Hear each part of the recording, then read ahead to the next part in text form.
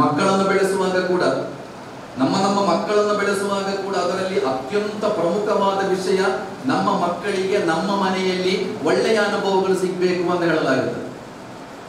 ನಮ್ಮ ಮನೆಯಲ್ಲಿ ನಮ್ಮ ಮಕ್ಕಳಿಗೆ ಕೆಟ್ಟ ಅನುಭವ ಸಿಗುವುದಾದರೆ ಆ ಮಕ್ಕಳು, ಆ ಮನೆಯಲ್ಲಿ ಬೆಳೆಯುವ ಮಕ್ಕಳು ಒಳ್ಳೆಯ ಮಕ್ಕಳಾಗಲಿಕ್ಕೆ ಸಾಧ್ಯನೇ ಇಲ್ಲ.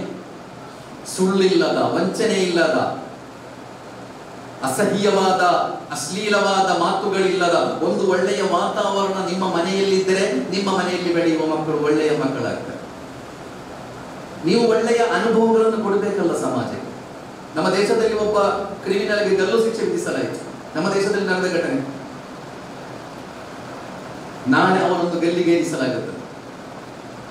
ಗಲ್ಲಿಗೇರಿಸುವ ಒಂದು ದಿವಸ ಮುಂಚೆ ನಿನ್ನ ಕೊನೆಯ ಆಸೆ ಏನು ಅಂತ ಜೈಲಿನಲ್ಲಿ ಕೇಳಲಾಗುತ್ತದೆ. ಅದೊಂದು ನಿಯಮ.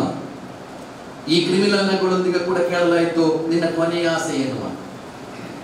ಅವ ತನ್ನ ಕೊನೆಯ ಆಸೆ ಹೇಳಿದ, ನನ್ನ ಅಮ್ಮನನ್ನು ಭೇಟಿಯಾಗಬೇಕು, ನನಗೆ ಜನ್ಮ ನೀಡಿದ ನನ್ನ ಅಮ್ಮನನ್ನು ಭೇಟಿಯಾಗಬೇಕು. ಹಾಗೆ ನಾಳೆ ಗಲ್ಲಿಗೇರುವ ಮಗ ಮತ್ತು ಅಮ್ಮ ಕೊನೆಯ ಒಂದು ಭೇಟಿ ನಡೆಯುವ ಜಗತ್ತಿನಲ್ಲಿ ಯಾವ ಭಾಷೆಗಳಲ್ಲೂ ವರ್ಣಿಸಲಿಕ್ಕೆ ಸಾಧ್ಯ ಇಲ್ಲದ ಭಾವನಾತ್ಮಕವಾದ ಸಂದರ್ಭ.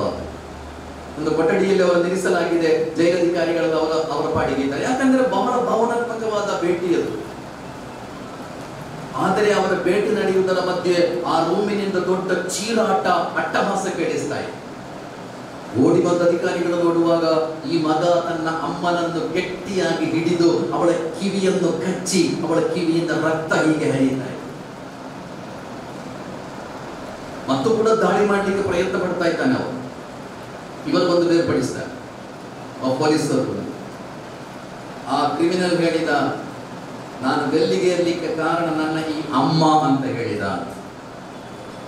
ಸಣ್ಣ ಪ್ರಾಯದಲ್ಲಿ ಸಣ್ಣ ಸಣ್ಣ ಕಳ್ಳತನ ಮಾಡಿ ಬಂದಾಗ ಮಗನೇ ಅದು ತಪ್ಪು ಅಂತ ಈ ಅಮ್ಮ ಹೇಳಿರಲಿಲ್ಲ, ಸಪೋರ್ಟ್ ಮಾಡಿದ್ರು. ಸಣ್ಣ ಸಣ್ಣ ಪುಂಡಾಟಿಕೆ, ಸಣ್ಣ ಸಣ್ಣ ಗಲಾಟೆ ಮಾಡಿ ಮನೆಗೆ ಬಂದಾಗ ಅಮ್ಮ ಮಗನೇ ಅದು ತಪ್ಪು ಅಂತ ಹೇಳಿರಲಿಲ್ಲ, ಸಪೋರ್ಟ್ ಮಾಡಿದ್ರು.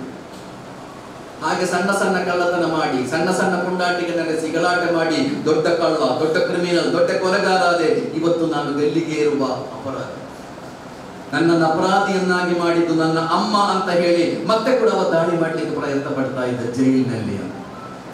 ನಾನು ಹೇಳುತ್ತಿರುವುದು, ಸಮಾಜಕ್ಕೆ ನಾವೆಲ್ಲ ಒಳ್ಳೆಯ ಅನುಭವಗಳನ್ನು ಕೊಡಬೇಕು. ನಾವೆಲ್ಲ ಒಳ್ಳೆಯ ಅನುಭವಗಳನ್ನು ನೀವು ಮಾತಾಡಿ. ಸಮಾಜದಲ್ಲಿ ಸಿಕ್ಕ ಕಡೆಗಳಲ್ಲಿ ಒಳ್ಳೆಯದನ್ನು ಹೇಳಿ ನಿಮ್ಮ ಮಕ್ಕಳಿಗೆ, ಯುವಕರಿಗೆ, ವಿದ್ಯಾರ್ಥಿಗಳಿಗೆ.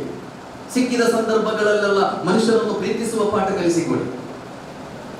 ನಮ್ಮದು ವ್ಯಾಲ್ಯೂಸ್ಗಳೇ ಇಲ್ಲದ ಸಮಾಜ. ಎಲ್ಲವೂ ಇದೆ ವ್ಯಾಲ್ಯೂಸ್ಗಳಿವೆ. ಯಾವುದನ್ನೆಲ್ಲ ನೀವು ಕಳೆದ ಕೆಲವು ವರ್ಷಗಳಿಗಿಂತ ಮುಂಚೆ ಕೆಟ್ಟ ಕೆಲಸ, ಪಾಪ ಅಂತೆಲ್ಲ ಹೇಳ್ತಾ ಇದ್ದೀರೋ ಅದೆಲ್ಲ ಇವತ್ತು ಸ್ಟೇಟಸ್ನ ಸಿಂಬಲ್ ಆಗ್ತಾ ಇದೆ ನಿಮ್ಮನ್ನು. ಯಾವ ಕೆಟ್ಟ ಕೆಲಸ ಮಾಡಿದ್ರೆ ನಿಮ್ಮನ್ನು ಸಮಾಜ ಅಪರಾಧಿಗಳು, ಅಧರ್ಮಿಗಳಂತೆಲ್ಲ ಗುರುತಿಸ್ತಾ ಇತ್ತೋ, ಇವತ್ತು ಆ ಕೆಲಸ ಮಾಡಿದ್ರೆ ನೀವು ಸಮಾಜದಲ್ಲಿ ಲೀಡರ್ಸ್ಗಳಾಗ್ತೀವಿ.